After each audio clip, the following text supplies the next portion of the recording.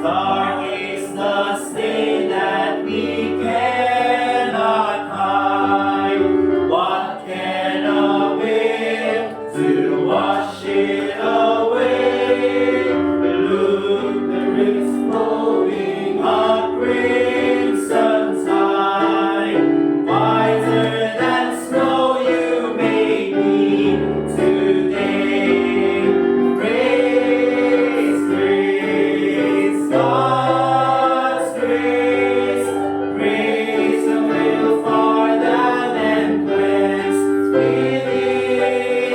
Grace, grace, God's grace, grace that is greater than all our sin. Marvelous, infinite, matchless grace, freely bestowed on all who believe. You that are longing to see His face, will you this moment His grace receive?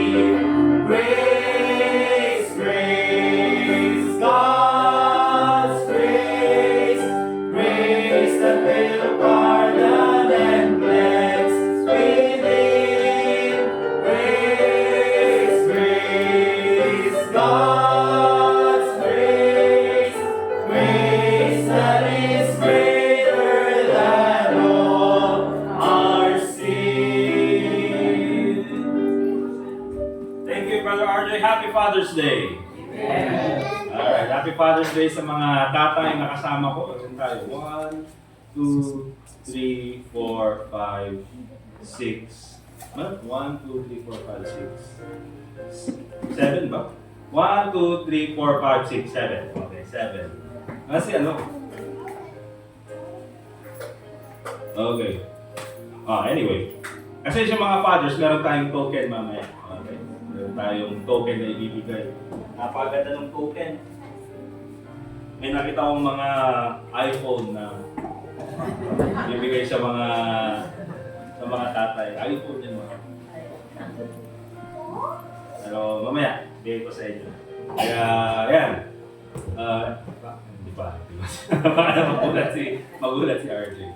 But anyway mga kapatid, thank you again na nandito kayo to celebrate with us. So again, we'll have a very meaningful day sa mga tatay na kasama natin this morning. But also mga kapatid, magbigay lang ako ng announcement about dun sa ating missions. Okay? Please let's do our best na i-level up or dagdagan yung ating missions giving. I think for the past few months ay parang naging steady yata yung 2,000 to 2,500 na missions giving natin na dito sa ating church. And ang lumalabas po sa church natin for missions ay 5,000 per month. Okay, so 2,000 yung papasok, 5,000 yung lumalabas. Kasi po, dinagdagan natin yung ating mga world missions, yung ating local missions, si Joshua, doon sa Bataan, RG Pizarro, sa Ambagyo, si Pastor Chris Madawat, and then magdadagdag pa tayo ng isang local missionary. Tapos yung sa foreign naman mga kapatid, nandiyan naman yung sa Congo, si Pastor Pocopia, missionary Tapiawen, sino pa si missionary Rebures dun sa Vietnam, missionary Mike Valdez, missionary Joseph De Vera, and then sino pa? Yung missionary Adams, yung pumunta dito noon na dalawa kasi silang maitim. And then, kaninang madaling araw, kasi nga may nakilala ko isang missionary sa Pakistan, nakaka-bless din yung kanilang, Pakistani national na nag-aral dito sa Pilipinas, nakapangasawa ng Pilipina, kaya ang pangalan ng church nila is Pag-asa Baptist Church doon sa Pakistan. Tapos yung mga members nila ay talagang mga Pakistani na talagang naka-veil, doon po mga kapatid is bawal po ang mag-preach ng gospel doon sa lugar na yun. But still, napakaganda po ng kanilang ministry. Kaya minessage ko kaninang madaling araw na nakaka-bless yung ministry nila, and we'd like to have him one day dito sa ating church. Hopefully by August ay makasama natin siya, si Pastor Anwar, Missionary Anwar. Nandun siya sa Pakistan. And yan, sinabi ko na we'll be adding him doon sa ating susuportahan ng mga missionary. So maganda po yun mga kapatid. Bakit? Because at least in a small way, yung ating church ay nai-involve po sa foreign missions. Hindi lang sa local missions, but also world missions. Again, hindi po natin kayang mag-soul winning at pumunta sa Pakistan. Pero at least meron po tayong isang representative or meron tayong isang kamanggagawa na nagpipreach ng gospel doon. Kaya ang pwede natin gawin ay suportahan siya. Amen? So, yun po, pumapasok na missions natin is 2,000 sa isang buwan. Kaya ako po, I'll make a commitment na dodoblehin ko yung missions giving ko. And then, ganun din sa inyo mga kapatid. If kaya nyong idagdagan pa or maging consistent doon sa missions giving nyo, please do so. Para mas marami pa tayong maabot through our missions fund. Amen? So, maganda pong investment yan. Bakit? Kasi yan po yung investment na hanggang sa langit. Yung mga investment dito sa lupa mga kapatid, mag-invest ka ng lupa, there will come a time na mamamatay ka. Iba po ang makikinabang sa lupa. There will come a time na pwede kang mag-invest sa isang business.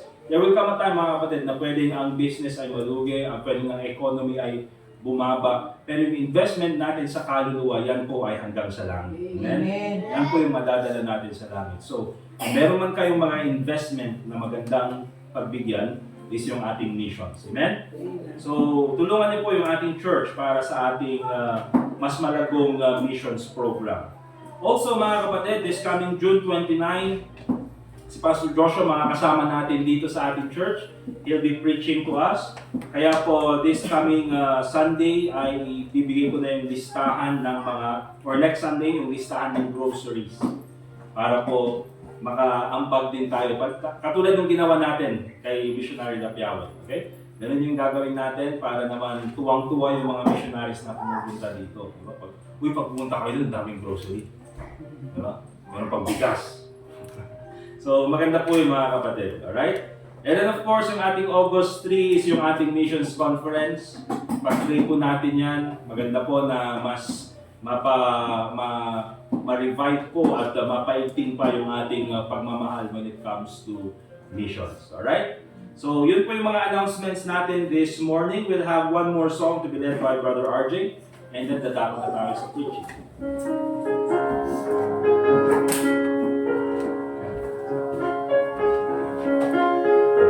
Page 210 po mga kapatid, Wonderful Grace of Jesus.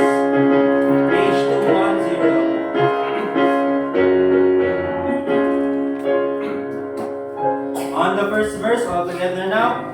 Wonderful grace of Jesus, greater than all our sin. How shall my tongue describe it? Where shall its praise begin? Taking away my burden, setting my spirit free. For the wonderful grace of Jesus reaches me. Wonderful the matchless grace of Jesus, deeper than the mighty rolling sea. Higher than the horses, brighter than the sunset, all sufficient grace for over me. Broader than the scope of my transgressions, greater far than all my sin and shame. Oh, magnify the precious name of Jesus, praise His name. Wonderful grace of Jesus, reaching to all the lost. By it I have been pardoned, saved to the uttermost. Chains have been torn asunder, giving me liberty.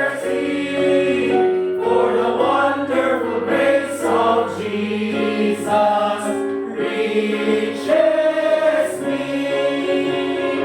Wonderful the matchless grace of Jesus, deeper than the mighty rolling sea. Wonderful grace, so sufficient for me. Broader than the scope of my transgressions, greater far than all my sin and shame. Oh, magnify the precious name of Jesus. Praise His name. Wonderful grace of Jesus, reaching the most divine, by His transforming power, making Him God's dear child, purchasing peace and heaven for all eternity. And the wonderful grace of Jesus reaches me. Wonderful the matchless grace of Jesus, deeper than the mighty rolling sea. Wonderful grace, so sufficient for me. Broader than the scope of my transgressions, greater far than all my sin and shame. Oh, magnify the precious name of Jesus. Praise His name.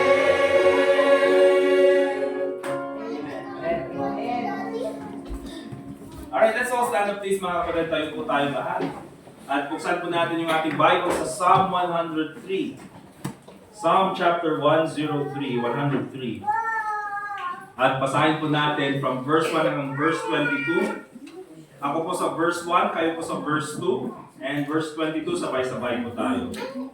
Psalm 103, at magsisimula po ako sa verse 1. Psalm 103, verse 1, sabi ng Bible, Bless the Lord, O my soul, and all that is within me. Bless His holy name. Verse 2.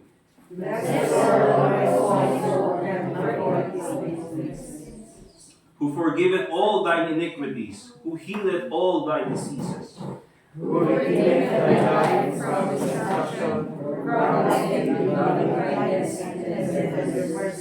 who satisfieth thy mouth with good things, so that thy youth is renewed like the eagles.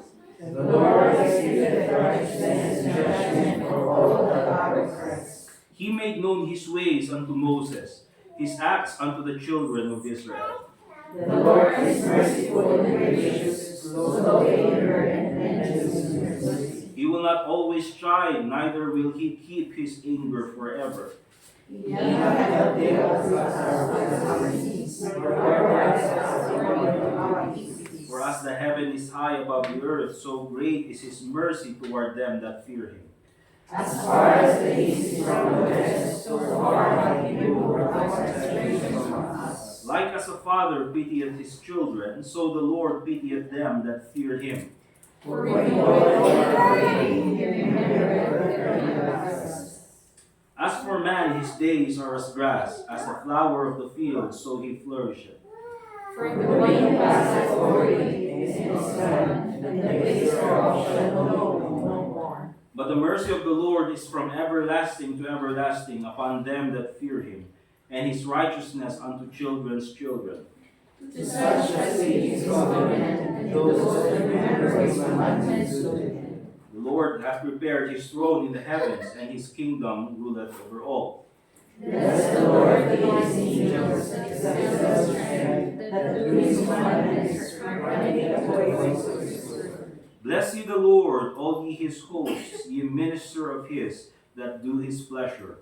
Altogether, Bless the Lord, all His works in all places of His dominion. Bless the Lord, O my soul. Let us pray. Dear God, Heavenly Father, once again, nagpapasalamat po kami, Panginoon, sa araw na ito na pwede namin ipagdiwang po ang Father's Day. We believe, Panginoon, that every Sunday is for you. But in this special occasion, Panginoon, Let this message be a blessing to all of us, especially po sa mga tatay na kasama po namin ngayong umagang ito. We pray, Lord, na ikaw po magbigay sa amin ng mapagpakumbabang puso at isipan, nang sa ganun po ay matutunan namin ang mga prinsipyong dapat naming malaman at magamit po namin sa aming pang-araw-araw na buhay bilang mga Kristiyano. Panginoon, tulungan mo po kami sa aming mga kahinaan. We pray, Lord, na ang Holy Spirit po ang magturo sa amin ngayong umagang ito. Panginoon, bigyan mo po ako ng sapat na kaalaman, karunungan, at ganoon din po ang utterance, Panginoon, nang sa ganun po ay maipahayag ko at maipaliwanag ko ng maayos ang iyong salita. Salamat, Panginoon, sa pagkakataong pwede kaming i-worship ang iyong pangalan sa pamagitan ng iyong salita. And also pray in the name of the Lord Jesus Christ. Amen. Amen. Alright, listen at please mga kapatid. Ang mensahe po natin ngayong umaga ay nakafocus po doon sa verse 13, Psalm 103 verse 13, na sabi ng Bible, like as a father pitieth his children, so the Lord pitieth them that fear him.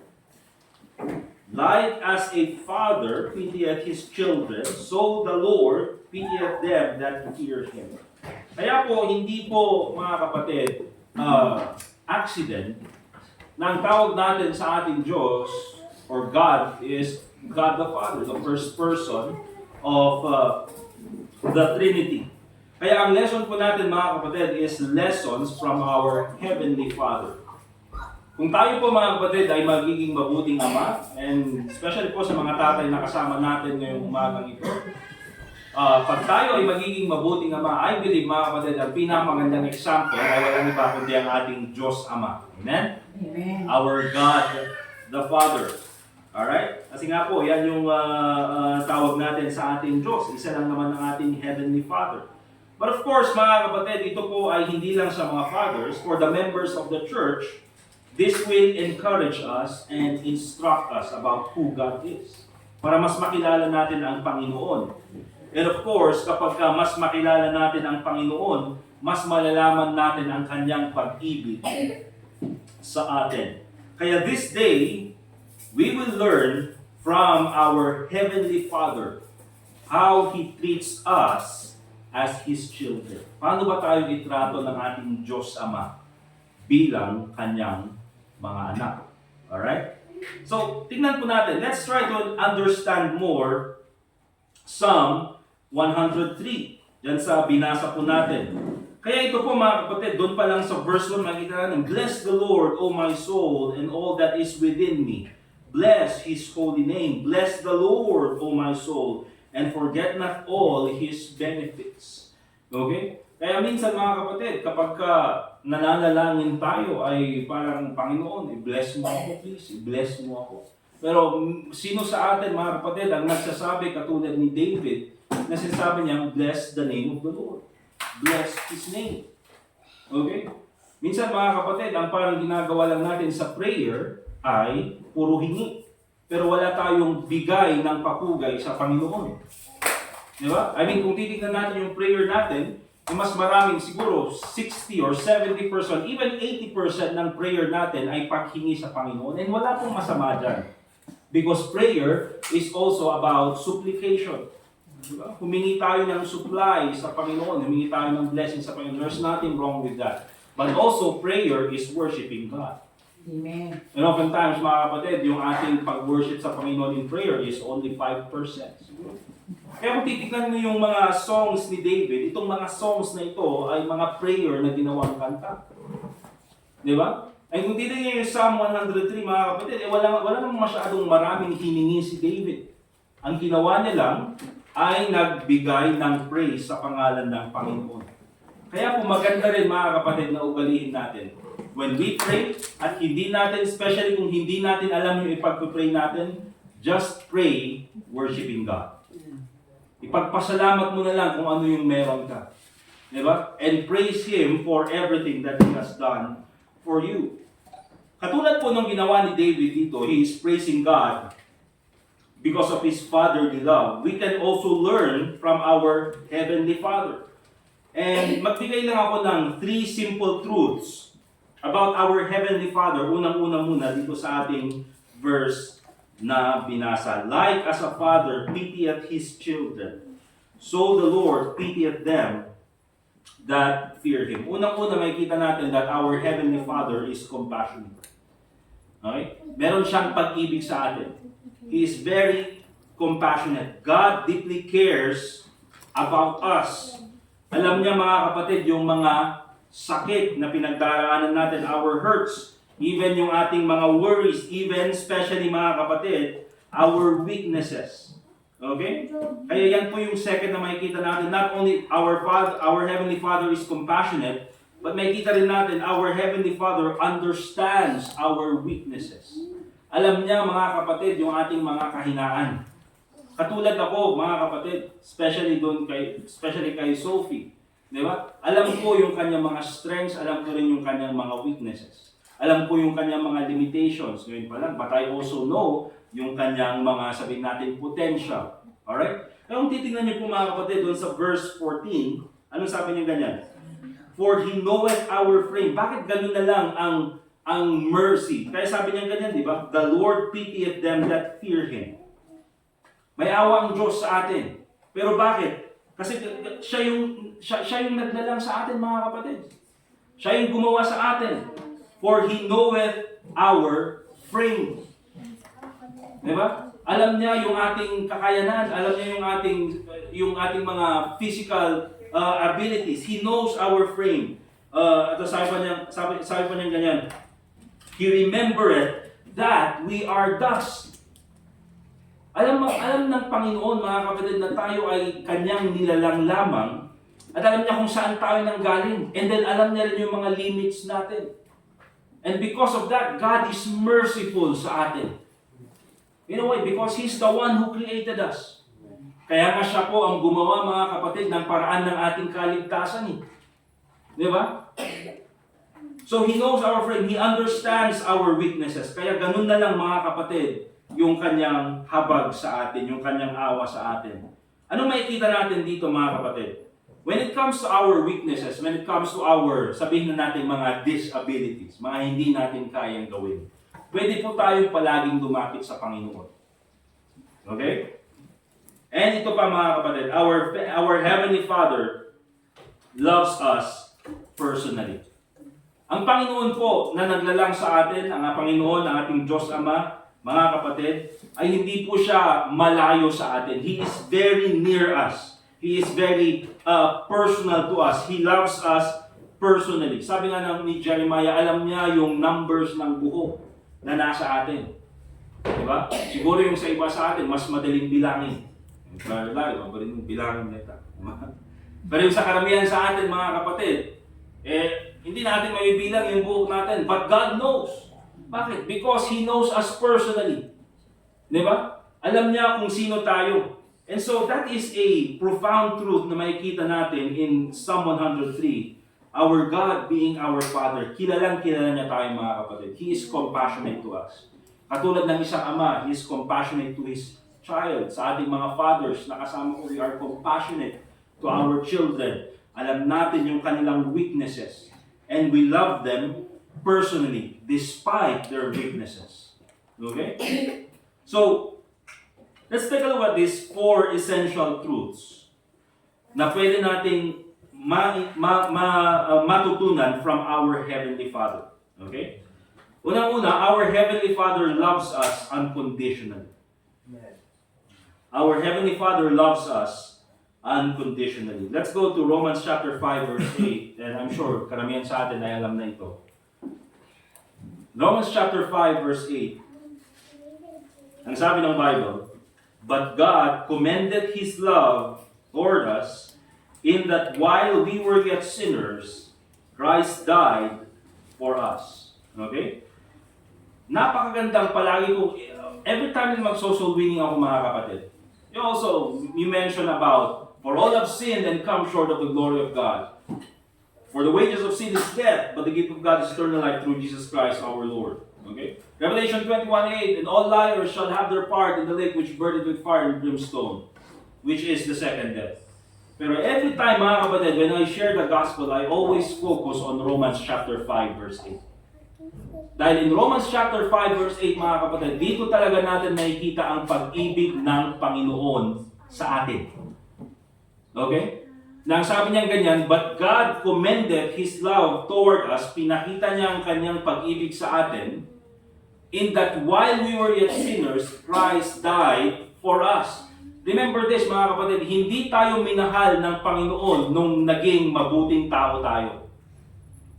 Hindi tayo minahal ng Panginoon, mga kapatid, nung tayo ay nanampalataya kay Kristo bilang tagapagligtas. So of course, mahal tayo ng Panginoon. Hindi lang tayo minahal ng Panginoon, mga kapatid, nung tayo na ay sinabi natin, iniwan na natin yung ating kasalanan at tayo na ay naging faithful sa church. Hindi po. Kasi ang naging basis ng pag-ibig ng Panginoon sa atin ay ito. While we were yet sinners, kahit nung makasalanan pa tayo, mga kapatid, ay inibig na tayo ng Panginoon. Binigay niya ang kanyang nag-iisang anak, si Jesus Christ, na matay sa cross para sa atin. And that is always the basis of God's love. The basis of God's love is not what we do. The basis of God's love is God's goodness. Dahil mabuti ang Panginoon, that's why He loved us. Kaya nga palagi kong sinasabi, mga kapatid, ang Panginoon, pinakita niya ang kanyang pag-ibig, unang-una, through the cross. Pangalawa, nung naligtas tayo, He gave us a church. Diba? And then pangatlo, kapag tayo ay nagkakamali, through chastisement. Pinapalo tayo ng Panginoon. That is how God shows His love towards us. Let's go to Luke chapter 15. Ito pa makita natin. Luke chapter 15. Always, palagi, one of my favorite stories sa Bible is yung prodigal son. In Luke chapter 15, makita natin talaga yung pag-ibig ng isang ama.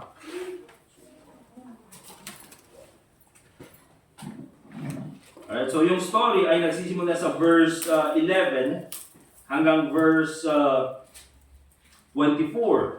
Okay? Pero tingnan po natin yung ending scene na lang ng the prodigal son. Alam natin yung ginawa ng prodigal son, mga kapatid. One day yung prodigal son, nagsawa na siya yung sa kanyang buhay, nakasama yung kanyang ama. And so anong ginawa niya?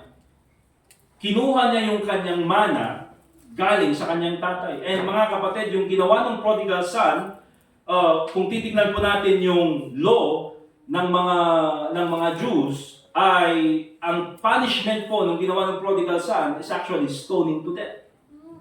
Okay? Bakit? Kasi i-disown siya ng tatay niya. Bakit? Kasi buhay pa yung kanyang tatay, kinukuha na niya yung mana niya. Because anong ibig sabihin nun, mga kapatid? Nagbayad ka mo din namatay, dimla ito'y kinyak di mana. Yun yung sinasabi ng prodigal son. Ang tagal mo namang mamatay, bigay mo na sa akin yung mana ko. Kasi ang mana, mga kapatid, binibigay doon kapag kapatay na yung tatay. Kapag kapatay na yung parents. Pero dahil ganun yung ugali ng kanyang tatay, haan nga yung kanyang anak, that haan nga makauray, anong ginawa niya? Kinukuha niya yung kanyang mana na galing sa kanyang tatay. And so anong ginawa ng kanyang tatay? Hindi niya dinisown. Hindi niya nilagay doon sa public, sasampalin, and then sasabihin niya, itong anak ko na ito, I already disown him. Hindi. Hinayaan niyang umalis. And then of course, yung kanyang anak na yun, ginastos niya yung kanyang mana. Sabi ng Bible, he went into a far country. Pumunta at nagpakalayo-layo. Lumayo sa kanyang ama. Until such time, mga kapatid, na naubos niya yung kanyang mana, and then dumating siya sa point, lowest of the low, na kumakain na siya kasama ng mga baboy. Diba? Ay kung titignan natin anong nangyari dito. If you take a look at verse 16, and he would fain have filled his belly with the husks that the swine did eat, and no man gave unto him. Verse 17, sabi niya ganyan, and when he came to himself, anong ibig sabihin nun? Na-realize niya. Minsan mga kapatid, dyan natin nare-realize kapag sobrang malayo na tayo sa Panginoon, kapag sobrang, wala na tayong malapitan, kapag sobrang napakababa na ng buhay natin, dyan tayo nagkakaroon ng realization. Ano sabi ng Bible? In verse 17, when he came to himself, he said, "How many hired servants of my father's have bread enough and to spare, and I perish with hunger?" Eh buti pa yung mga servants sa tahanan ng aking ama na servant na sila pero meron silang makain. Ako wala akong makain. Kaya nung sabi niya, "I will arise and go to my father and will say unto him, Father, I have sinned against heaven and before thee, and am no more worthy to be called thy son. Make me as one of thy hired servants." Gawin mo na lang akong isang alipin. Pero anong nangyari mga kapatid? Verse 20, and he arose and came to his father, but when he was yet a great way off, napakalayo pa lang niya. Ano ibig sabihin niyan mga kapatid? Na nakita ito ng kanyang ama. Ano ibig sabihin niyan? The father was always waiting for his son to come back. Di ba? Nandun palagi at naghihintay, nakatingin sa malayo at hinihintay yung pagbabalik ng kanyang anak. Bakit? Because he knows his son. Okay?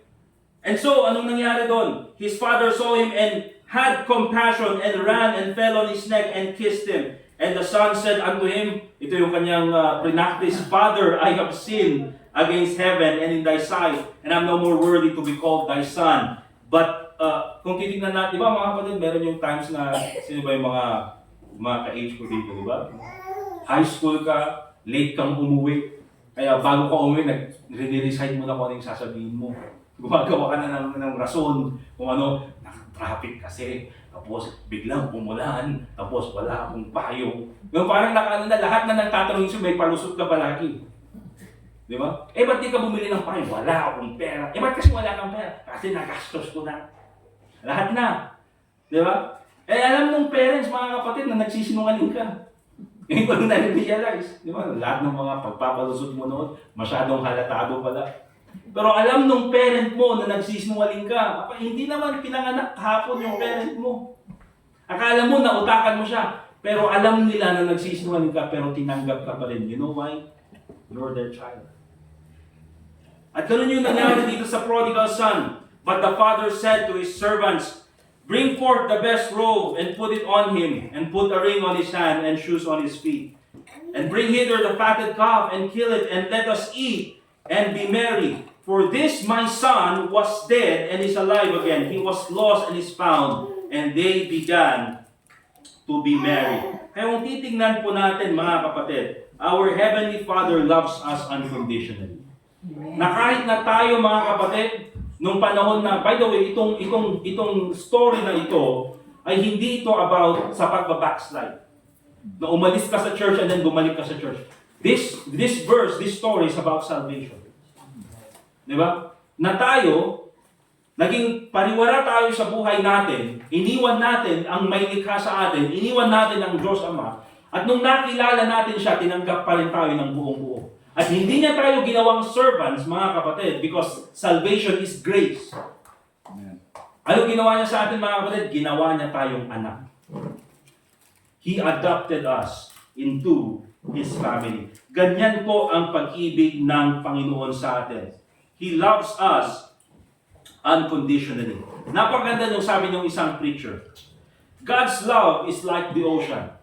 I mean, kinakanta natin minsan, the love of God is greater far. No tongue of man can ever tell.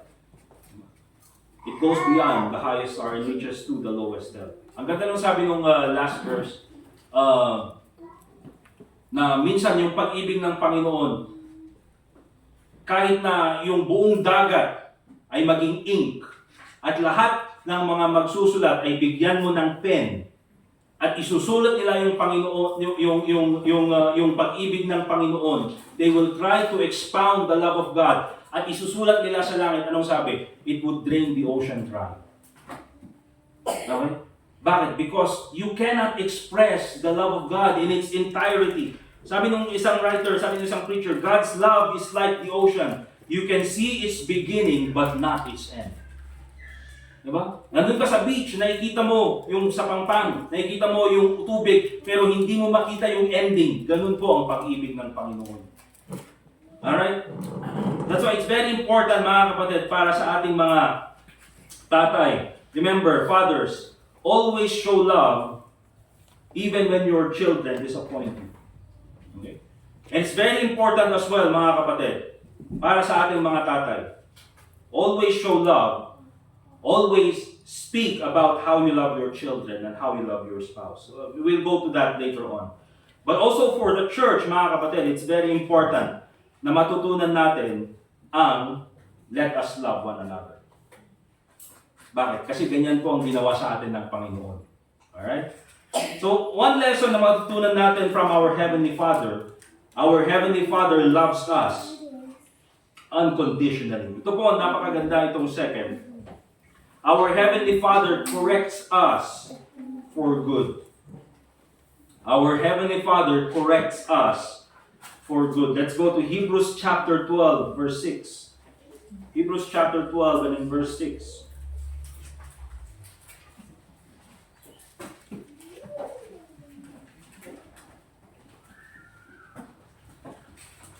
Hebrews chapter 12 in verse 6. And basahin po natin ang sabi ng Bible, for whom the Lord loveth, He chasteneth. Kaya po sabi ko mga kapatid, na ang pag-ibig ng Panginoon hindi lang sa cross. Diba? Nakita natin, but God commended His love toward us in that while we were sinners, Christ died for us. Pero after nating masave mga kapatid, pinakita rin ang pag-ibig ng Panginoon sa atin through the church. Binigyan tayo ng church na kung saan pwede tayong matuto about sa pag-ibig ng Panginoon, about sa salita ng Diyos, at magkaroon tayo ng fellowship with our fellow believers. But also, the love of God, nakikita natin yan sa kanyang pagpapalo sa atin. For whom the Lord loveth, He chasteneth. Kung sino yung mahal ng Panginoon, yun yung kanyang pinapalo. Kaya kung pinapalo ka ng Panginoon, anong ibig sabihin yun? Mahal ka ng Diyos. Mahal ka ng Panginoon. The Bible says, and scourgeth every son whom He receiveth. Ano po yung salitang scourge? Alam niyo yung scourge, mga kapatid, ay katulad po yan yung ginawa kay Jesus Christ. Di ba? Na dahil akala nila si Jesus Christ daw ay criminal, sabi naman ni Pontius Pilate, I find no fault in Him. Pero isa sa mga ginawa nila para hindi matuloy yung crucifixion ni Jesus Christ, ay yung sabi ni Apostle Paul, ang sabi ni Pontius Pilate, okay? Yan natin siya. You scourge him. Okay? Napandapag sa saplitan. Yung kanyang likod na merong yung saplit, yung anong tawag doon? Tawag doon sa Tagalog, hindi naman latigo. Basta yung cut of 9 tails ang tawag sa English. Na merong mga bones and mga metal sa likod or doon sa dulo, at kapag pinalo kay Jesus Christ, nagkakaroon siya ng sugat. Yun po yung scourge, talagang masakit. Di ba? Yun po yung ibig sabihin ng scourge. Kaya, yung scourging, mga kapatid, yan po ay ginagawa doon as a punishment for the criminal, although the Lord Jesus Christ is not a criminal. Pero ang sabi dito, sa atin, sa mga anak, and scourgeth every son whom He receiveth. Di ba? Dahil tayo ay anak ng Diyos, kapag tayo pinapalo ng Panginoon, when God chastens us, He scourges us. Anong ibig sabihin nun? That pag tayo pinapalo ng Panginoon, talagang masakit. Pag tayo pinapalo ng Panginoon, walang nag-e-enjoy. Pag tayo pinapalo ng Panginoon, sobrang napakasakit. At minsan, sobrang nakakahiya. Kasi ang scourging, mga kapatid, oftentimes ginagawa nila in public, doon sa panahon nila Jesus Christ. Doon sa panahon ng mga Romans. But that's the thing when it comes doon sa chastening ng Panginoon, doon sa pagpapalo ng Panginoon. Ginagawa niya yan, hindi dahil ayaw niya tayo, but because mahal niya tayo. And scourges every son whom He receiveth. Sabi ng Bible, if ye endure chastening, God dealeth with you as with sons, for what son is he whom the Father chasteneth not? Isa lang naman, mga kapatid, ang hindi pinapalo ng Panginoon, yung hindi niya anak. Kaya wag po tayong mainggit, mga kapatid, puti pa yung mga yun, nagpapakasasa sa kasalanan, nagpapakasaya sa kasalanan, pero parang wala silang palo na natatanggap sa Panginoon. You know why, mga kapatid? Because they're not a child of God. At kapag dumating yung oras na sila ay mamamatay, wala silang ibang pupuntahan kundi impyerno. Why? Because they're not a child of God.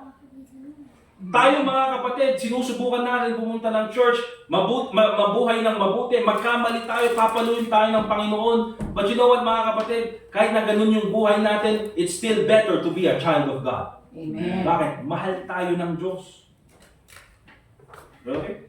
And by the way mga kapatid, sa mga members dito sa church, pag meron tayo nakikitang mga members natin sa church or kakilala natin na Kristiyano na dumadaan sa pagsubok ng buhay, wag po tayo yung very judgmental na, o yan, pinapalo yan ng Panginoon.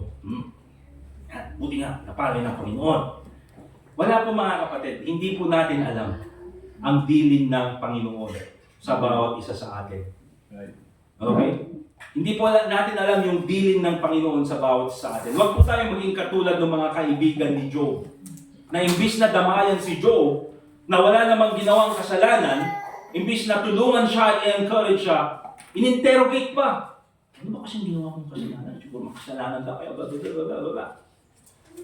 Kaya imbis na makatulong kay Job, mga kapatid, mas lalo pang bumigat yung kalooban ni Job. Okay? But let's go to Hebrews chapter 12, verse 10. So, dyan kayo sa verse 7. Verse 10, ano sabi doon? For they verily, for a few days, chastened us after their own pleasure. Yung mga tatay natin minsan mga kapatid, dahil hindi nga sila perfecto, minsan tayo ay pinapalo at sumusobra yung palo sa atin dahil sa sobra nilang galit. Kaya meron yung mga anak, mga kapatid, or yung mga, ewan ko, nasubukan nyo, siguro meron yung mga anak na pag ang taon, no Ilocano nga ikat na ipakbukin niya na di sakit tinakon. Di ba? Parang sa kanya napunta yung sama ng loob. Di ba? Minsan yung tatay or yung parent pagod na pagod galing sa trabaho. And then, umuwi sa bahay, ang gulo-gulo ng bahay. At dahil sa sobrang stress, dahil sa sobrang ang daming nangyari, pinagpapalo tuloy yung anak. Di ba? Wala namang ginawa yung anak. Di ba? Ano yun, nung bata kayo, bata tayo, di ba? Lalaro kayo ganyan, nadapa ka, ikaw papapaluin yung natin. Lalaro mo ganyan, bigla ka nadapa, ay, susunod ka kasi. Sabi mo kasi, umuwi kang ganyan. Ikaw na kang nadapa, ikaw pa yung papaluin. Papahinguta ka pa sa dyan. Lumana kayo, ba't kayo ganun? Di ba? Nadapa ka na nga, ikaw pa yung papaluin. Pero minsan talaga, kasi yung parents natin, hindi ko sa perfecto. Yun sa pagiging parent naman mga kapatid, kahit na ang dami mong librong basahin, it cannot prepare you when it comes to parenthood. Kahit na kaano ka mag-prepare, ang dami mong courses na titignan sa YouTube, it cannot prepare you when it comes to parenthood. Intindihin natin, especially mga parents natin na lumaki na wala namang YouTube noon. Lumaki noon na wala namang mga guidance noon. Parang, parang nangyari na lang. Di ba? But that's the thing, mga kapatid. And it turns out na at least, in one way or another, naging matino naman tayo. Amen? Matino ba kayo sa amen? Okay, matino kayo. Praise God. Merong mga nagpalaki sa atin. Amen? Hindi man perfecto, pero nandun sila. Sabi ng Bible, for they verily for a few days chastened us after their own pleasure, but He for our profit, that we might be partakers of His holiness. Pag pinapalo tayo ng Panginoon, pag-ibig ito, you know why? Because we are going to be holy just like God is holy. Okay? Verse 11, now no chastening for the present seemeth to be joyous, but grievous. Nevertheless, afterward it yieldeth the peaceable fruit of righteousness unto them which are exercised thereby. Kaya sino po yung mga nagiging matinong Kristiyano? Yung pinapalo ng Panginoon. Di ba? Meron man kayong makitang matinong Kristiyano? Meron man kayong makitang spiritually mature na Christian, mga kapatid? Yang mga Kristiyano na yan, maraming pinagdaan ng palo. Maraming pinagdaan ng correction. Because you cannot mature without discipline. You cannot mature without correction. Kaya sabi sa verse 12, wherefore lift up the hands which hang down and the feeble knees. Maraming Kristiyano ang discouraged dahil pinalo ng Panginoon. You see, pag ikaw nakaramdam or naramdaman mo ang palo ng Panginoon, dapat maging masaya ka. Bakit? Mahal ka ng Panginoon. He wants you to be a better person. He wants you to be a better Christian. Kaya it's very important, mga kapatid. One personal or practical application na dapat nating matutunan dito, fathers, especially sa mga fathers, we should discipline our children. Amen? Disiplinahin natin yung ating mga anak. And make sure na kapag kapapaluin natin yung ating mga anak, make sure na mararamdaman nila yung sakit. Uy, grabe naman. Gusto nyo maramdaman yung sakit? Yes, mga kapatid, kasi kung hindi nila mararamdaman yung sakit, hindi sila matututo. Di ba?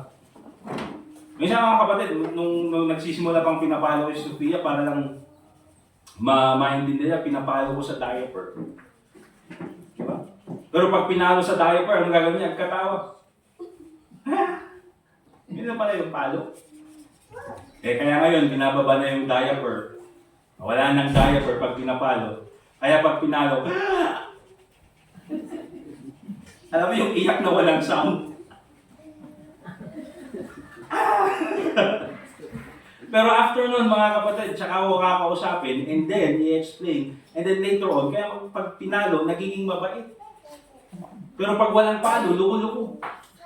And then pag pinalo mo, magiging mabait. And then magiging luko na naman. And then papaluin mo na naman. And then magiging luko, papaluin mo, magiging mabait na naman. You know, mga kapatid, ganun din yung ginawa sa atin. Sa atin nga noon, kung ano na lang mahawakan. Di ba? Buti sa amin, meron lang na palo. Yung palo na yun. Kaya minsan, tinatago niya. Dali ingat. Marunong na, tinatago niya yung palo minsan. Alright? But look at Ephesians chapter 6, verse 4. It's very important, mga kapatid, na tayo, yes, disiplinahin natin yung anak natin. And by the way, kapag ka nakakaintindi na, alam ka naman paluin mo yung sanggol. Di ba? Ephesians chapter 6, verse 4, the Bible says, "And ye fathers, provoke not your children to wrath, but bring them up in the nurture and admonition of the Lord." Yung nurture and admonition of the Lord ay kung paano tayo, isa sa mga application natin is kung paano tayo paluin ng Panginoon, ganun din dapat yung pagpapalo natin sa ating mga anak. Diba? Ano yung ibig sabihin nun? We don't punish them without any reason. Amen. Diba? At hindi naman yung palo ng palo na parang, konting pagkakamali lang is palo na agad. Minsan, doon ako minsan buti na lang meron si Angel na intercessor. What? Pero minsan siya rin naman yung namamalo. Ako naman yung pumitigil.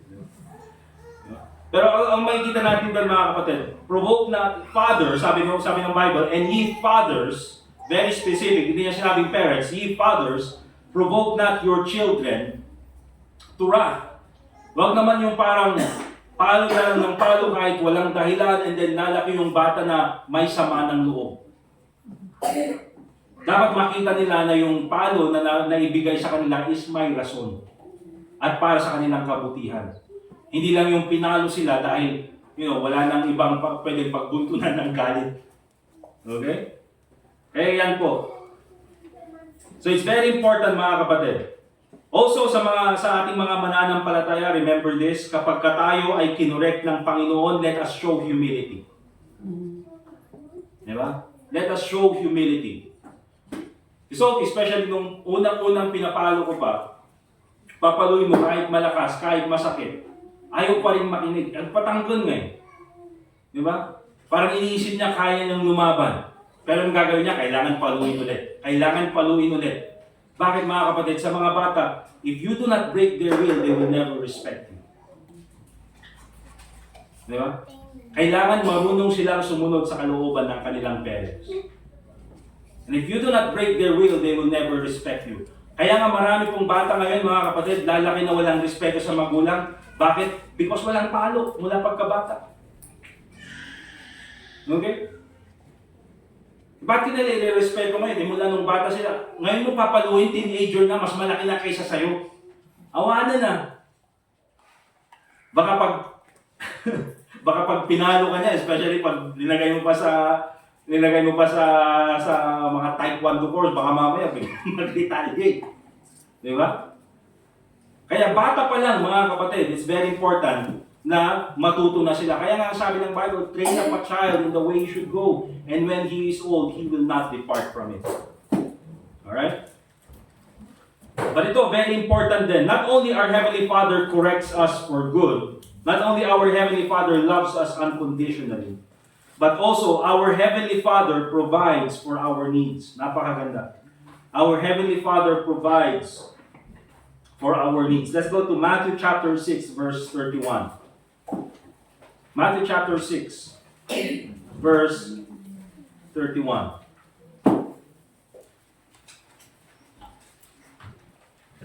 Nasabi ng Bible in Matthew chapter 6, verse 31.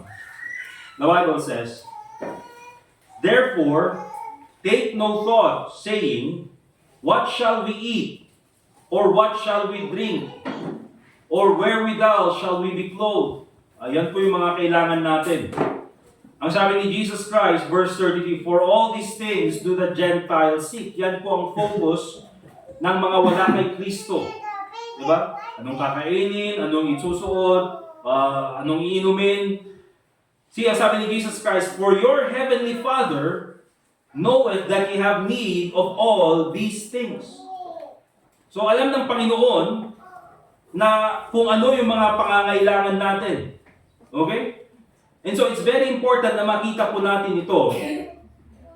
Because sa lahat po na makikita natin na example dito sa scriptures, dito sa Bible, sa lahat po ng sumusunod sa Panginoon at sa lahat ng anak ng Diyos, ang Panginoon, He provided faithfully for all of them.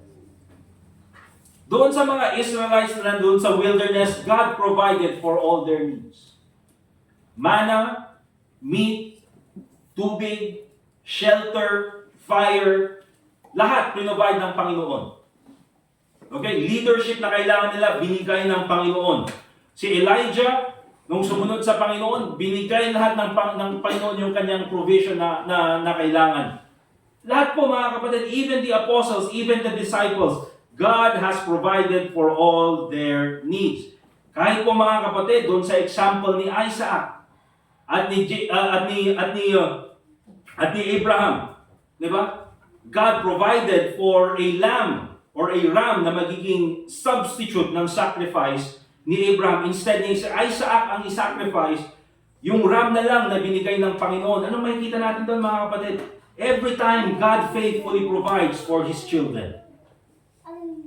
Kaya kung babasahin mo yung Bible, and then titignan mo yung kalagayan mo, and then titignan mo, ang dami kong pangangailangan, ang dami kong needs, ang dami kong, mga needs na minsan I cannot meet on my own. You see, ang magiging witness natin, ang magiging testament natin ng faithfulness ng Panginoon is none other than the Bible. And the reason why, mga kapatid, despite sa lahat ng pangangailangan mo ay nandito ka pa rin, is because of the grace of God. Lahat naman tayo may mga pangangailangan in the past. Lahat naman tayo mga kapatid ay mayroong mga needs na minsan hindi natin may provide on our own. Pero kung titingnan natin paano natin na-survive yung mga ganong klaseng mga sitwasyon ng buhay, it's only because God provided. Gumamit siya ng mga iba't ibang circumstances para i-provide lahat ng pangangailangan natin. Ginamit niya yung church, minsan ginamit niya yung mga kapamilya natin, ginamit niya yung kapitbahay natin. Minsan kahit yung mga taong hindi natin kakilala, ginamit ng Panginoon to provide for our needs. You know why? Because God sees our needs. He is our Heavenly Father. Mahal niya tayo. Alam niya yung pangangailangan natin. And He will be the one to provide for our needs. Palagi kong ginagawang example mga kapatid. Diba? Wala kang makikitang toddler na nandun sa labas ng kanilang bahay na nakayuko at nag-iisip at na-stress at sinasabing, ano kaya ang ipapakain ko sa pamilya ko? Wala kang makikitang toddler na ganun. Diba? Yung sa mga bata sila, Floyd, ito yung ubing na dagita. Wala. Kaya kasi sabi natin, sarap naman ng buhay ng bata, wala kang problema. Wala problema yung mga yan, mga kapatid. You know why? Kasi ikaw ang mamumroblema because you're the parent. Diba? Ikaw yung nag-iisip, saan kaya? Ganun din po sa Panginoon because He is our Father. He is the one who's going to provide for us. Amen? That's why it's very important, mga kapatid. Sa ating mga fathers, it's very important to teach our family to trust in God's provision. Amen? Maganda po na makita ng mga parents or ng mga anak na yung tatay nila humihingi ng tulong sa Panginoon. Humihingi ng provision sa Panginoon. You know why? Kahit na malakas tayo ngayon, kahit na maganda yung trabaho natin ngayon, kahit na okay yung situation natin ngayon, there will come a time, aalis ka sa mundong ito. You will leave your children behind. You will not be able to provide forever para sa iyong mga anak. Pero magandang example na makita nila sa iyo ay ikaw humingi ng tulong sa Panginoon. Bakit? Kasi pag sila rin mga kailangan ng tulong, hihingi din sila sa Panginoon. Fathers, make that as an example to your children. Makita nila yung tatay ko marunong magtiwala sa provision ng Panginoon. May pananampalataya sa Panginoon. Hindi lang yan. Fathers, be an example of hard work for your children. Praise God na nandiyan ang Panginoon na siya yung nagpro-provide sa lahat ng pangangailangan natin. But remember this, tayo bilang mga tatay, binigyan tayo ng lakas so that we can also provide for the needs of our family. Okay? So be an example of hard work para sa mga anak natin. Bakit? Kasi hindi lang yan mga kapatid, it's not about kung magkano yung sweldo na naiuwi mo. It's not about magkano yung ano yung pera na ibibigay mo sa family mo. Praise God kung maganda yung sweldo. Praise God kung maganda yung trabaho. But ang magandang example na makita ng mga bata is yung kanyang tatay or yung kanyang mga parents, they did their best to provide for their needs. Diba? May at least nakita nila, hindi man maging marangya ang buhay, pero nakita nila yung sakripisyo ng kanilang tatay. Nakita nila yung sakripisyo ng kanilang mga parents, how they provided for their family. You see mga kapatid, that's a good example for the children. Diba? So as much as we can, especially tayo mga tatay, let's do our best to trust in God's provision. But at the same time, be an example of being a hard worker for the family. Amen? Amen po sa mga tatay? Amen. Maganda po yan. But also mga kapatid, let's go to 2 Thessalonians chapter 3 and in verse 6. Ito gusto kong itagdag para mas maintindihan natin. 2 Thessalonians chapter 3.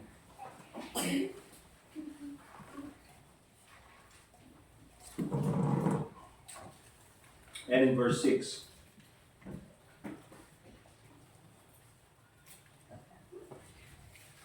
The Bible says,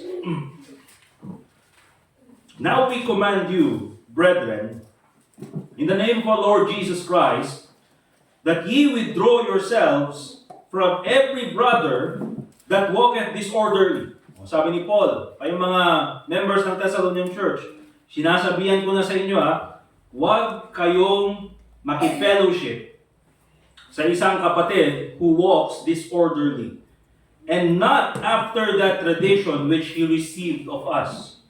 So itong sinasabi ni Paul, mga kapatid, it's a specific tradition, it's a specific example na ginawa ni Apostle Paul na apparently these members of the church in Thessalonica are not following. Some members of this church are not following. Okay? Remember, itong church ng Thessalonica, if you read 1 Thessalonians, mga kapatid, isa sila sa mga best churches. You know why? Because when they listen to the Word of God, they receive it as the Word of God and not the Word of man. Talagang ganun yung pagtanggap nila sa salita ng Panginoon. At hindi lang yan, mga kapatid, they love soul winning. Okay? Isa sa mga priority nila bilang isang church is to go and preach the gospel, which is the priority of the church. Pero nung sabi ni Apostle Paul, okay lang na, magandang church kayo. But you know what? You have to withdraw yourself, huwag kayong makipag-fellowship sa isang brother Okay, so ibig sabihin, ligtas ito who is not walking according to the tradition that we have left them. And what is that tradition?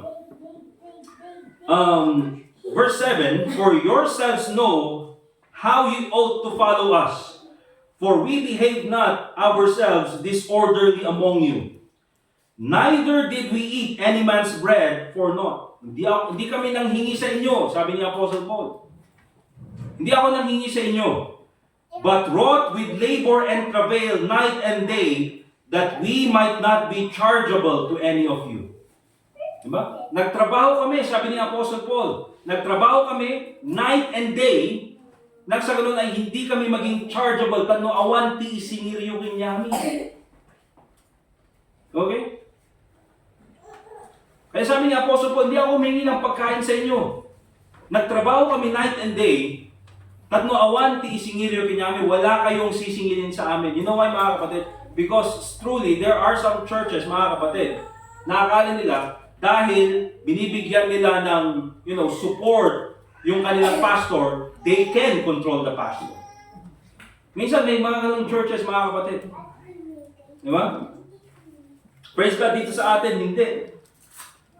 Pero look at verse 9. Not because we have not power, meron naman silang authority para gawin yon, because the church should support the preacher.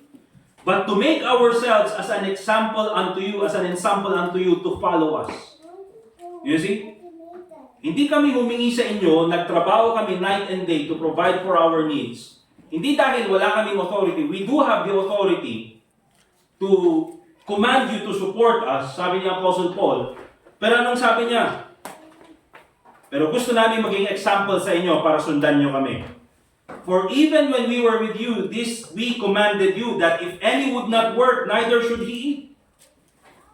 Kung walang magtatrabaho, walang kakain. I mean, yun yung tinuro ni Apostle Paul. Kaya kami, yun yung ginawa namin so that we can be an example unto you, that kami nagtatrabaho, and then, kung ano man yung napagtrabahoan namin, yun yung kakainin namin. By the way, kasi meron din yung mga Kristiyano na ang tingin nila sa preaching or tingin nila sa paglilid sa isang church, it's not work. Subukan nyo kayang i-lead ang church ng napakaraming tao, mga kapatid. Yung matinding trabaho din. Okay? And then, ano pang sabi ng Bible? Verse 11, For we hear that there are some which walk among you disorderly, working not at all, but are busybodies.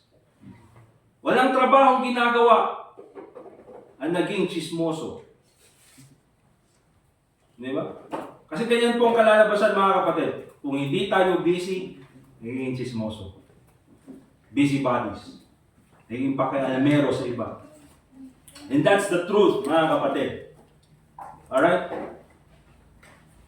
Kaya ang sabi niya ganyan, Now them that are such we command and exhort by the Lord Jesus Christ, that with quietness they work and eat their own bread. Kaya let me just give you some ideas about why it's a good tradition to have a secular work as a minister. Okay? Kasi ako po, mga kapatid, bilang isang preacher dito sa church natin, ay meron po akong secular work. At ang dami po, mga kapatid, minsan nakaka-fellowship ko, pagka nalaman nila, meron akong work. Ay, trabaho ka? Ano ka nagtatrabaho? Di ba preacher ka na? Huwag ka nagtatrabaho. Minsan, parang tingin nila, pag nagtatrabaho ka at preacher ka, nagtatrabaho ka, parang wala kang pananampalataya sa Panginoon. Di ba? Wala kang pananampalataya na ipro-provide ng Panginoon. Yung mga pangangailangan mo, pangangailangan ng church. Di ba? Hindi po yun, mga kapatid. We all know na ang Panginoon kaya niyang i-provide lahat ng pangangailangan ng preacher at pati po ng church. Okay? Pati po nung hindi pa ako nag-work, kinausap ko yung men noon na hindi mo na ako mag-work at sa tingin ko kaya naman na ng church nung andun tayo sa Bonifacio. Di ba? Nag-agree naman yung men. So yun yung ginawa natin. Pero nakita ko nung andito tayo, syempre kailangan nating mag-ipon para sa sarili nating hacienda dito sa ating church. Amen? Mangarap na tayo, yung malaking pangarap na. Amen? para sa Panginoon. Amen. Eh, huwag na tayo mag-pray. Apo Diyos, kamag na kami ng 20 square meter. Baka di lang talaga titod niya Apo Diyos. Kaya pag tayo mga kapatid, pag nag-pray tayo, noon, nagpe-pray po namin yung Melvin Jones, kung hindi man yung Melvin Jones, yung athletic ball na lang.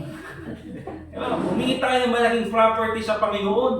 Kasi ang gusto ko mga kapatid, para sa church natin, meron tayong building, malawak yung parking, may playground para sa mga bata.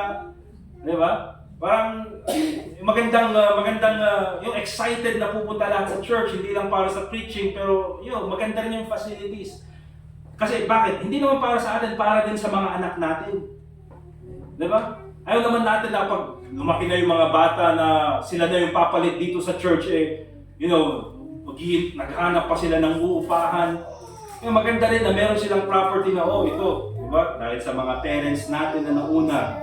Alright? But here's the thing mga kapatid, bakit po tayo, it's good to have a secular work as a tradition. Unang-una, to be an example to the church. That having a secular work is not a hindrance to the ministry. Okay? Kasi gusto ko rin maging example mga kapatid, na kahit na meron kang secular work, whether it's 9 to 5, kasi sa akin mga kapatid, night shift, kahit na night shift, pwede ka pa rin manilbihan sa Panginoon. Kasi meron mga nagsasabi mga kapatid na ngayong may secular work na sila, regular members sa church may work na sila, busy na, hindi na ako makapag-attend ng church. Ba't mga kapatid, yung preacher may trabaho 9 to 5, and then nakapag-prepare pa rin naman ng preaching, and then nakakapunta pa rin naman ng church, ang nagagawa pa rin naman niya yung tungkulin niya, kung kaya nang gawin yun ng preacher, I believe kaya nyo rin gawin yun. Amen. Kaya hindi po yan rason, mga kapatid, na may secular work na ako, hindi ko na kayang gawin yung mga bagay na yan. No, mga kapatid. If the preacher can do it, you can do it also. Amen. Diba? Mahirap. Mahirap. Maraming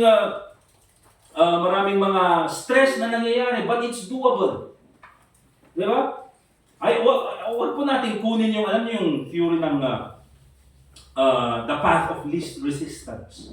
Minsan ganun tayo kasi gusto natin yung the path of least resistance, yung pinakamadaling gawin. Or yung pinakamadaling path, yun yung kunin natin. You know, but it's also good to take up challenges in life. Amen? Kaya huwag po natin, remember mga members, kung ako po mga kapatid, nagagawa ko pa rin makapunta ng Sunday dito sa church natin, and still to preach the Word of God, and still to lead the church, kaya nyo rin gawin na mag-attend dito sa church. Amen? Don't make it as a reason. Don't make it as an excuse. Alright? Also, mga kapatid, to be able to provide for your family while the church grows. Okay? Para naman may provide yung pangangailangan ng family habang nag-iipon yung church financially. Okay? Also, to follow the example of the disciples and early ministers. Kung titignan niyo po mga kapatid, lahat po ng mga disciples na kasama ni Jesus Christ, meron po silang trabaho nung sila ay kinuha ng Panginoon. Or sila ay tinawag ng Panginoon, kinuha tuloy. Nung sila ay tinawag ng Panginoon, sila po lahat, karamihan ay fishermen, meron yung isa accountant, publican. Okay, lahat po sila merong trabahong ginagampanan. The Apostle Paul was also a tent maker. Lahat sila, they have skills on their own na pwede nilang gawing hanap buhay. Ang wala lang ay si Judas because he was a thief from the beginning, sabi ng Bible. And so, anong makikita natin doon, it's very important na tayo, tignan din natin yung example ng mga ministers. You know why? Because the ministry is also work. Okay? And remember this, to stay in the ministry.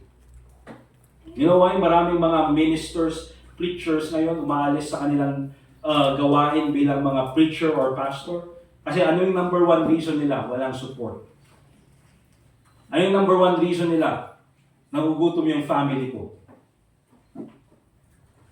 At kahit sino naman mga kapatid. Di ba? For example, nasa ministry ka, makikita ko yung mag-ina ko na nagugutom, walang pang tuition yung anak. Di ba?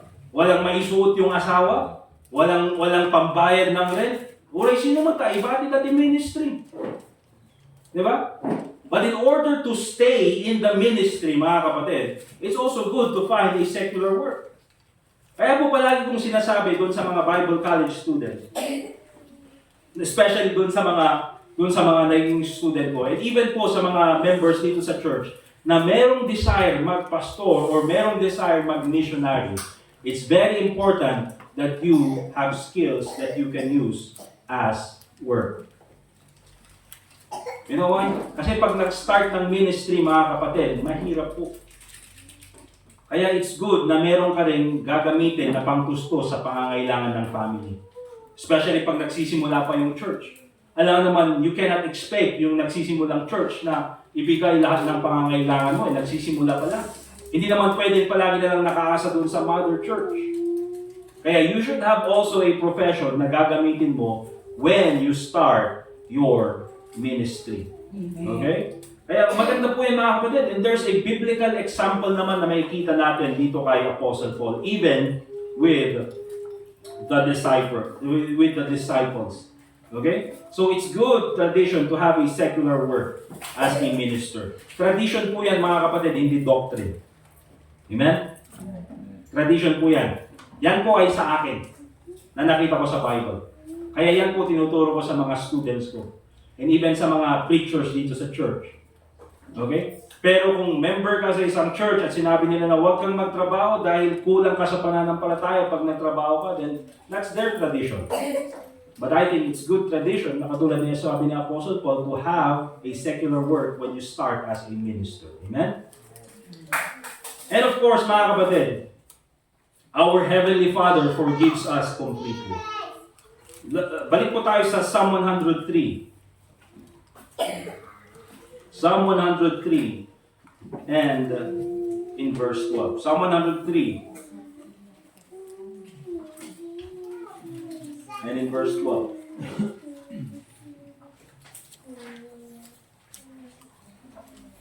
Psalm 103 verse 12, the Bible says, as far as the east is from the west, so far hath He removed our transgression from us.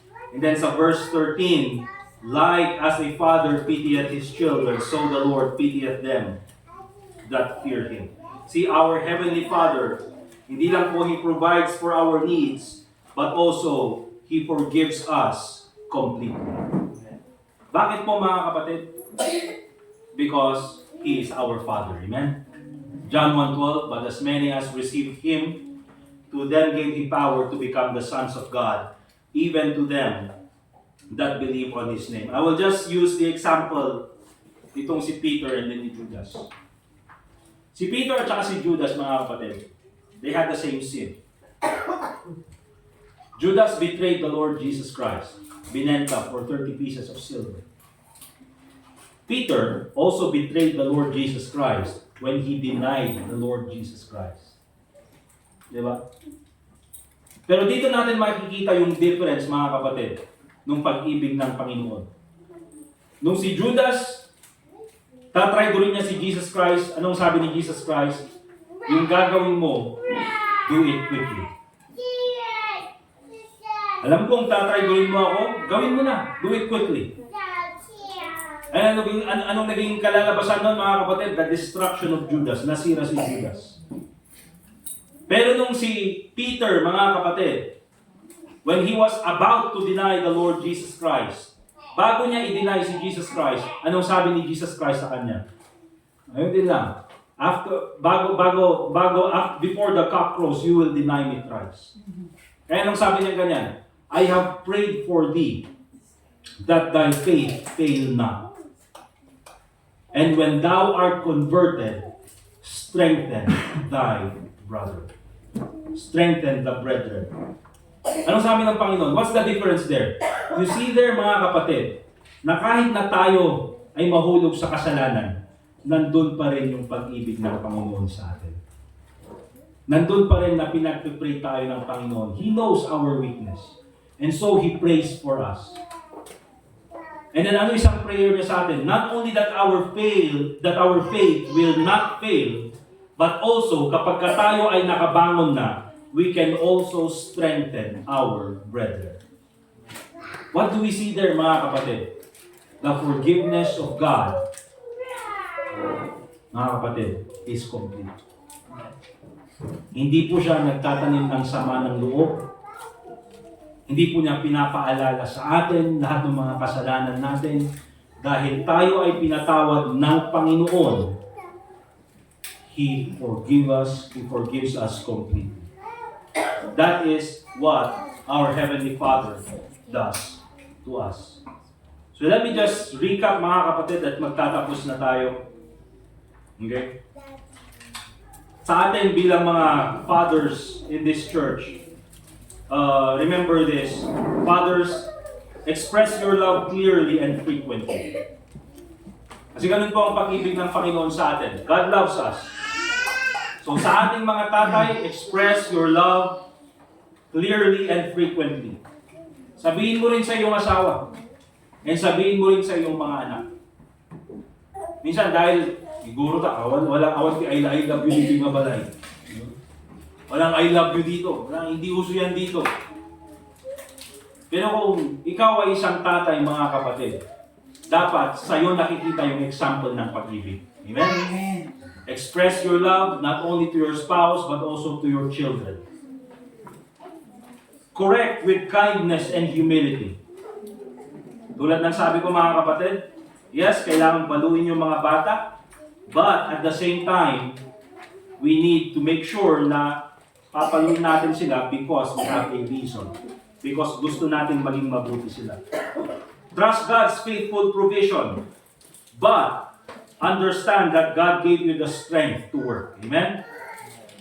In Deuteronomy chapter 8 verse 18, basahin ko lang, but thou shalt remember the Lord thy God, for it is He that giveth thee power to get wealth.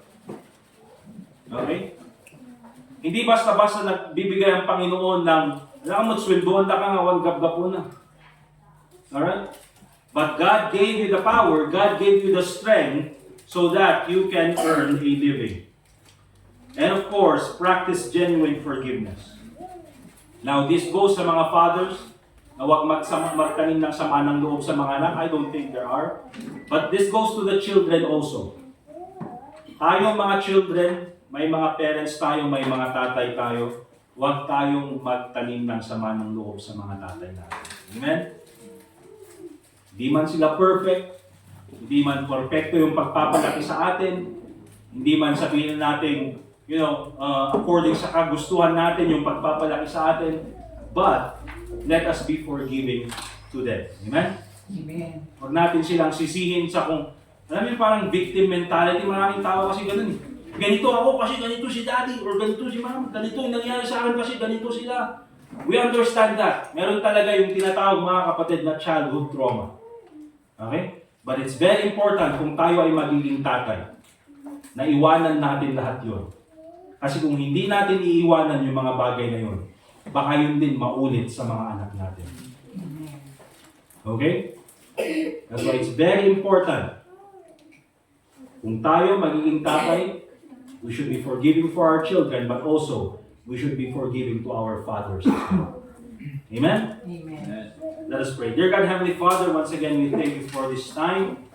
Marami po ay natuto galing sa iyong salita.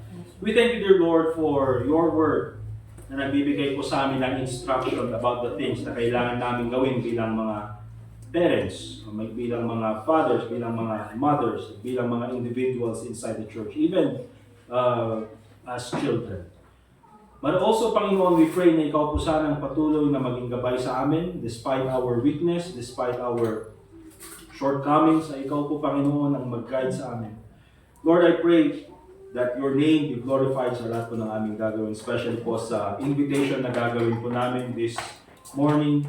I pray, Lord, na ikaw po ang makipag-usap sa amin this day. Lord, salamat po sa iyong kabutihan sa amin, and also pray in the Lord Jesus Christ. Let's continue to pray, mga kapatid.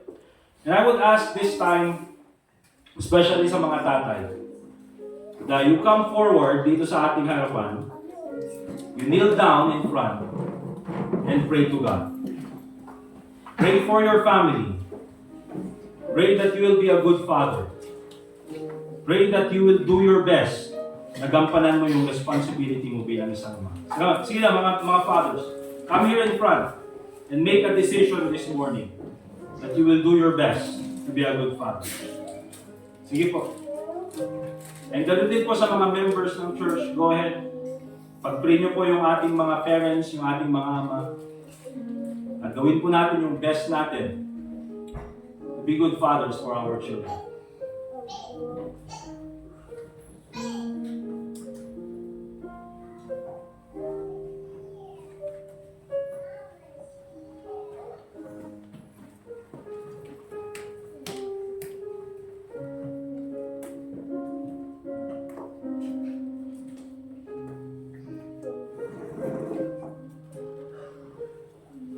Dear God, Heavenly Father, nagpapasalamat po kami sa oras na binigay niyo sa amin.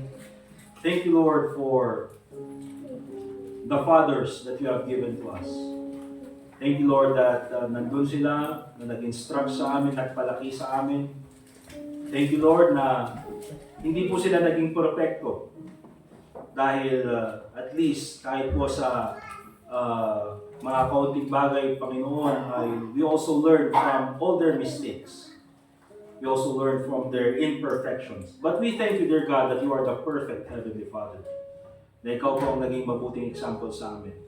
At nawa po, Panginoon, kami bilang mga tatay, sa oras na ito ay magampanan po namin ang aming responsibility, that we will do better, and then maging mabuting example po kami, hindi lang po sa mga anak namin, but also to others na nakatingin po sa amin dito sa loob ng church. Lord, I pray na ikaw po ang maging gabay sa bawat sa amin as we continue on in our service this morning. We also pray in the name of the Lord Jesus Christ. And all God's people say, Amen. Amen. Alright, dadako po tayo sa ating offering this morning. Okay? Let's prepare po yung ating mga offerings. Again, please, kung kaya po, let's add doon sa ating missions giving. Para po hindi mahila yung general fund ng church papuntang missions. So, welcome si ano na lang, Brother Jason, Brother Raymart.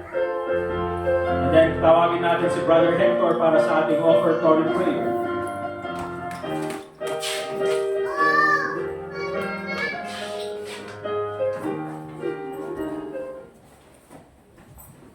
Great. Heavenly Father, thank you again this morning that you have gathered us. Thank you for your word. That you also used our pastor to minister to us your word, teaching us about these lessons on fatherhood. Even Lord, as we have again this offering, I pray that we would be faithful in our giving. We would be more committed in serving you and serving others.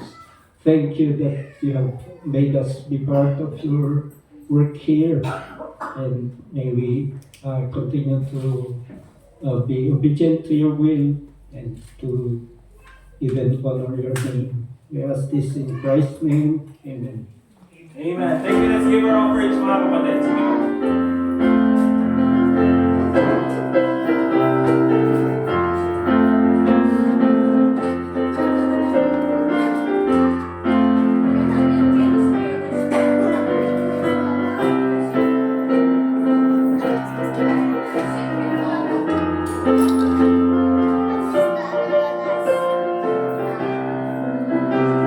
Alright, so sa mga kasama nating mga fathers this morning, Happy Father's Day sa inyo. At dahil kayo ay mababait na fathers, ay bumili ako ng ito, inkarkarigatak na ito na iPhone para kinyayo. So, para lahat tayo, meron tayong extra phone, di ba? Meron tayong sariling. Ayan, iPhone to mga kapatid. Pero iPhone na shaper. Ayun, iPhone na to, ganito to. Maraming sa iPhone nga talaga.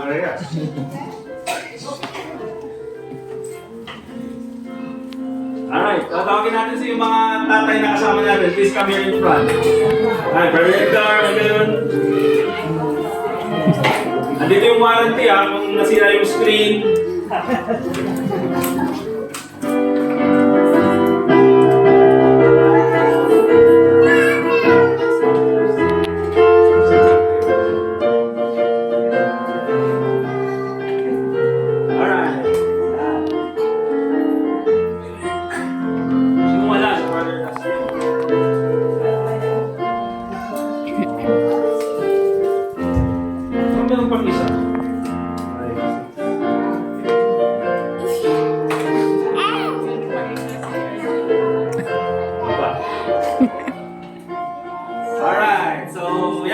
po natin yung mga fathers natin ngayon. Happy Father's Day all together! Happy- 1, 2, 3! Happy Father's Day! Thank you, Bisita. Nag-isip ako, may kanta ba yung Father's Day? Wala eh. Alam ko lang tuloy yung father and son, kaso wordly song naman. It's not time to make a change. Sino wala? Si Justin. Siya lang yata. But anyway, sige na lang. Alright, so yan po mga kapatid. Thank you very much for being here this morning. Let's get our songbooks, please.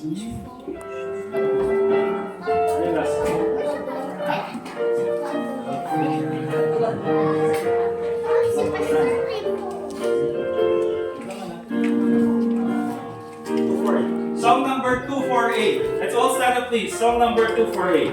248. Ay, meron yung ano pala, yung kantang Faith of Our Fathers.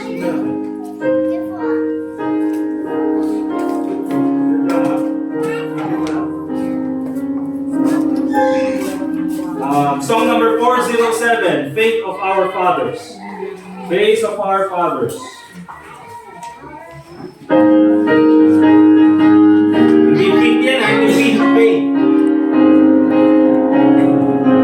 Alright, all together on the first stanza.